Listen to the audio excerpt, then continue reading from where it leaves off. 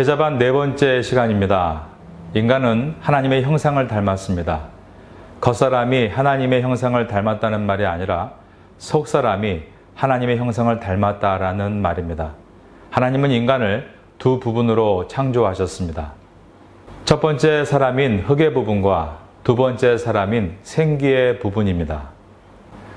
이 두 부분 가운데 우리가 하나님의 형상을 닮은 부분은 속사람인 생기의 부분입니다. 그러므로 사람의 가치는 겉모양이 아니라 내면에 있습니다.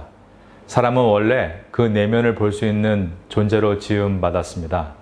하나님께서 아담을 먼저 창조하시고 하와를 지으실 때 아담이 하와를 보면서 했던 말이 있죠. 아담이 이르되 이는 내 뼈 중에 뼈요 살 중에 살이라. 이것을 남자에게서 취하였은즉 여자라 부르리라 하니라.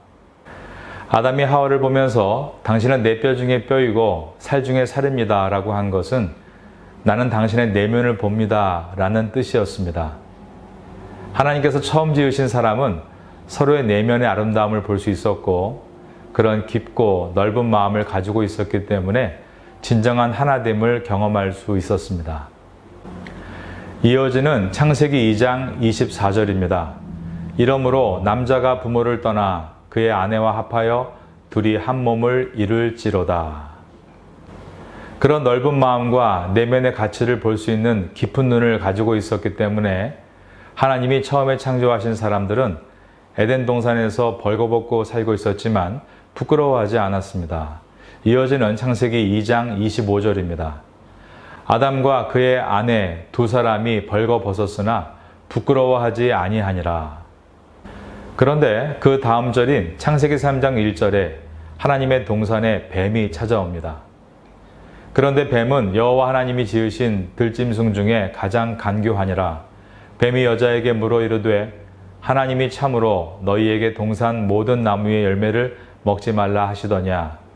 이 뱀은 사탄을 말하는 것이죠. 계시록 12장 9절에는 사탄의 이름이 네 가지로 소개되어 있습니다. 큰 용이 내쫓기니 옛뱀 곧 마귀라고도 하고 사탄이라고도 하며 온 천하를 꿰는 자라. 그가 땅으로 내쫓기니 그의 사자들도 그와 함께 내쫓기니라. 사탄의 이름이 첫째가 큰 용, 둘째가 옛뱀, 셋째가 마귀, 넷째가 온 천하를 꿰는 자다라고 되어 있습니다. 여기서 옛뱀이 바로 창세기 3장 에덴 동산에 등장했던 뱀을 말하는 것이죠. 사탄은 인간에게 하나님의 뜻을 거역하라는 유혹을 합니다. 그리고 아담과 하와가 사탄의 유혹에 넘어가 하나님의 뜻을 거역합니다. 여러분, 처음 인간이 범죄하고 나서 나타난 특징이 무엇인지 아십니까? 눈이 바뀌는 것이었습니다. 창세기 3장 7절을 보겠습니다. 이에 그들의 눈이 밝아져 자기들의 벗은 줄을 알고 무화과 나무잎을 엮어 치마로 삼았더라. 원래 하나님의 형상대로 지음받은 사람은 서로의 내면의 아름다움을 볼 수 있는 눈을 가지고 있었습니다. 그런데 범죄하고 나자 또 다른 눈이 떠졌는데요. 창세기 3장 7절에는 그들의 눈이 밝아졌다라고 했습니다. 이 표현은 죄악의 눈이 떠졌다는 뜻입니다. 그러자 그들의 눈이 서로의 내면의 아름다움을 바라보는 기능이 사라지고 서로의 겉모습만을 바라보는 기능이 강하게 드러났습니다. 그러므로 서로 부끄러워했다라고 되어 있습니다. 창세기 3장 7절입니다. 이에 그들의 눈이 밝아져 자기들이 벗은 줄을 알고 무화과 나무잎을 엮어 치마로 삼았더라. 여러분, 컴플렉스, 부끄러움은 원래 하나님이 처음에 창조하실 때 인간에게 없었던 것입니다. 많은 사람들이 외모에 컴플렉스를 가지고 있습니다. 키가 크다, 작다, 뚱뚱하다, 말랐다, 코가 너무 크다, 너무 작다. 이런 것들로 컴플렉스를 가지고 있습니다. 외모뿐 아니라 겉으로 드러나는 것에서도 컴플렉스를 갖고 있습니다. 집이 크다, 작다, 차가 크다, 작다, 옷이 명품이다, 그렇지 않다. 이런 현상이 왜 나타납니까? 우리의 눈 때문입니다. 인간의 죄악의 눈이 열린 이후로 죄악의 눈이 밝아져 사람의 겉만 보고 판단하고 비교하고 부끄러워하는 비극에 빠진 것입니다. 사도 바울은 에베소 1장에서 에베소 교인들을 위해 기도할 때마다 에베소 교회의 성도들이 마음 눈이 다시 활짝 열리기를 위해서 기도한다고 했습니다. 에베소서 1장 18절입니다.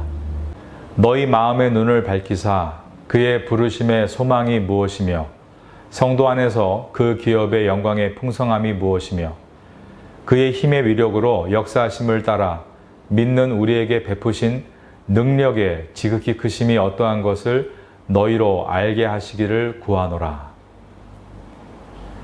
그러므로 신앙의 회복은 눈이 회복되는 것에서부터 시작됩니다. 제가 지난 시간에 신앙의 성숙은 우리의 내면이 하나님을 점점 닮아가는 것이라고 말씀드렸습니다. 신앙이 성숙해지기 위해서는 먼저 우리의 신앙이 회복돼야 되는데 그 방법은 우리의 눈이 회복되는 것에서부터 시작됩니다. 저의 두 손을 봐주십시오. 육신의 눈이 점점 감겨지고 영의 눈이 점점 떠지는 것이 눈이 회복되는 것입니다. 사도 바울은 이것을 위해서 기도했습니다. 너희 마음의 눈을 밝히사 그의 부르심의 소망이 무엇이며 성도 안에서 그 기업의 영광의 풍성함이 무엇이며 우리가 기도할 때 믿음의 눈, 영의 눈을 점점 뜨게 할 수 있습니다. 사실 우리가 잘못 보는 것이 참 많습니다. 저 사람 잘못됐다. 저 사람 실수했다. 그런데 우리가 잘못 보고 잘못 이해하는 경우가 많은 것이죠.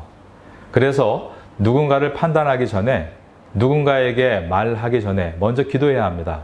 그러면 하나님께서 우리의 믿음의 눈, 영의 눈을 뜨게 해주셔서 겉의 상황만이 아닌 내면을 보게 해주십니다. 그래서 오해하지 않을 수 있고 말의 실수를 줄일 수 있는 것이죠.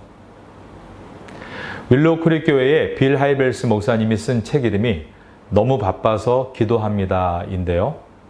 우리가 잘 못 보고 잘못 판단하지 않도록 기도를 통해 믿음의 눈이 열려야 함을 생각나게 해주는 책입니다. 예배를 잘 드리면 영의 눈, 믿음의 눈이 점점 회복됩니다.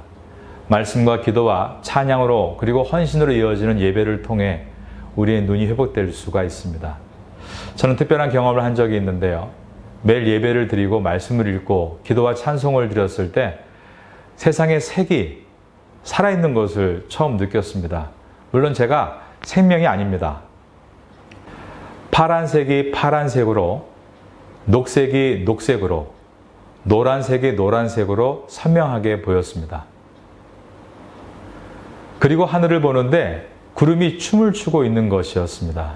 나무를 보는데요. 바람에 흔들리는 나무가 마치 오케스트라 단원들이 함께 연주를 하듯이 나무들이 하나님을 찬양하는 것처럼 느꼈습니다.